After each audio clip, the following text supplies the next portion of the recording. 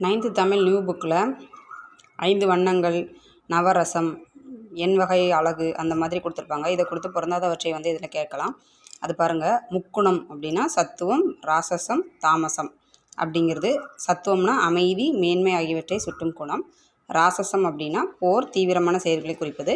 தாமசம் அப்படின்னா சோம்பல், தாழ்மை போன்றவற்றை குறிக்கும்.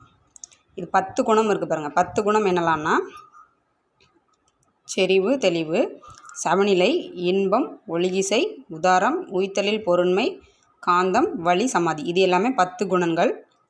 5 வண்ணங்கள் பாருங்கள். இப்படின்னு சொல்லுவாங்க: வெண்மை, செம்மை, கருமை, பொன்மை, பசுமை. இதில் பொன்மை அப்படின்னா மஞ்சள் அப்படின்னு சொல்லுவாங்க. அடுத்தல பாருங்கள், நவரசம். நவரசம் அப்படின்னா வீரம், அச்சம், இழிப்பு, வியப்பு, காமம், அவலம், கோபம், நகை, சமநிலை. அதே மாதிரி எண் வகை வனப்பு அப்படின்னு சொல்லுவாங்க.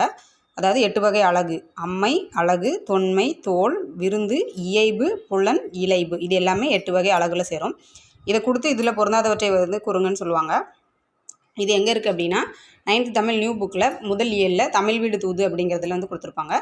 இதில் தூது விடுற பொருட்களை பற்றியும் கொடுத்துருப்பாங்க. இங்கே பாருங்கள், வண்ணம் 100 அப்படிங்கிறதுல குறில், அகவல், தூங்கிசை வண்ணம் முதலாக, மெல்லிசை வண்ணம் ஈராக 100 வகை வண்ணங்கள் இருக்குது அப்படின்னு கொடுத்துருப்பாங்க. அதில் முதன்மை வண்ணங்கள் தான் இந்த 5.